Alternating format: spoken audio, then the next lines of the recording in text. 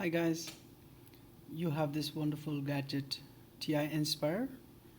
It can do a lot of things. There are so many features in it. However, we're going to go over some of the important functions that you need to know for your math class.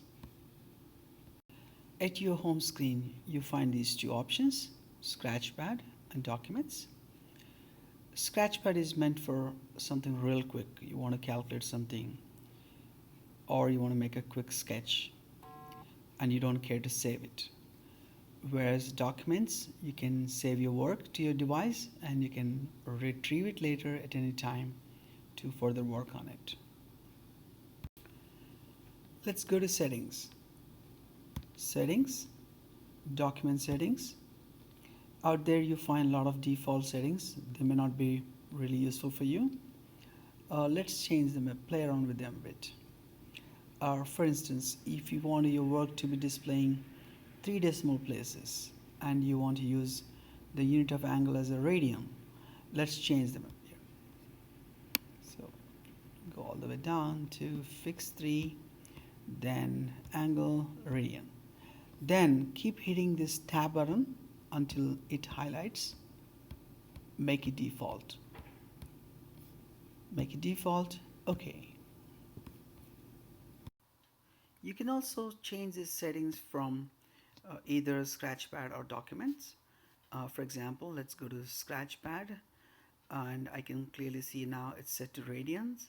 And if I click on the settings here, we see some features here like change language, which perhaps we never need. Document settings, which is exactly the same screen as before. Then also we have handheld setup. You can make some changes, customize the view of that.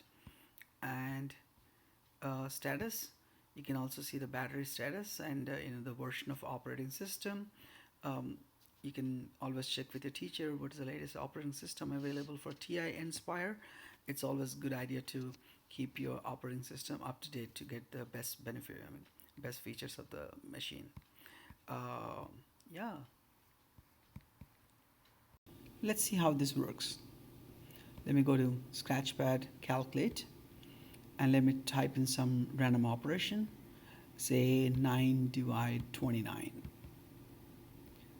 So by default it displays actual answer. However, if I want an decimal equivalent for that, there are a couple of ways of doing it. One of the standard ways is to use this approximately equal symbol, which is in blue colors. That's where you need to do Control Enter.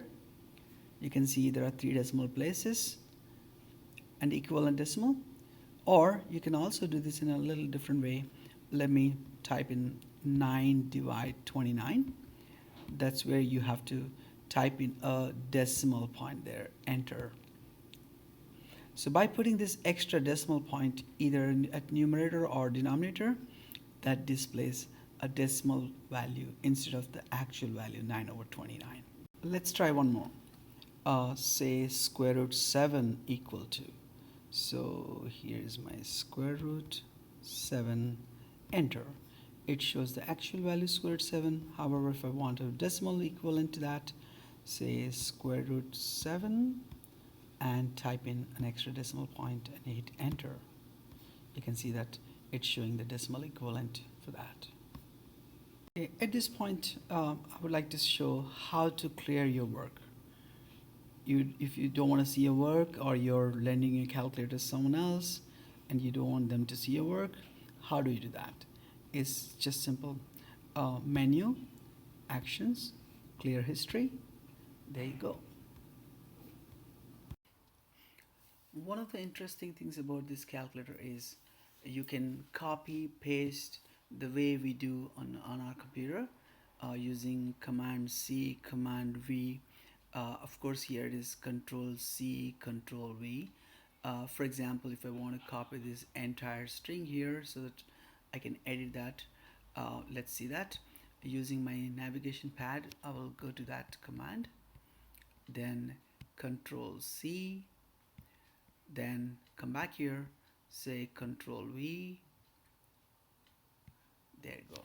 So I can edit that the way I want.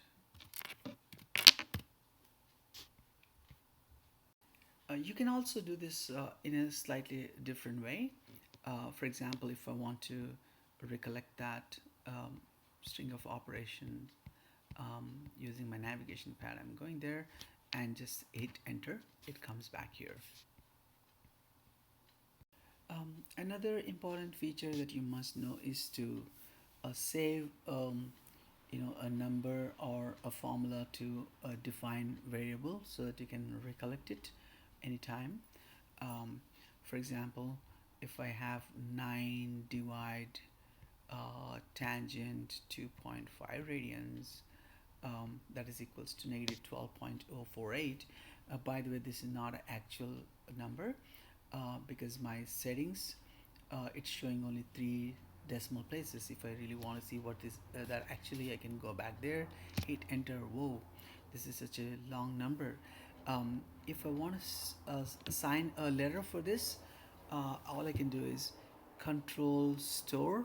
Can you see the word store here? And say I want to assign this to letter A, hit enter. So now my letter A is equivalent to this whole big number.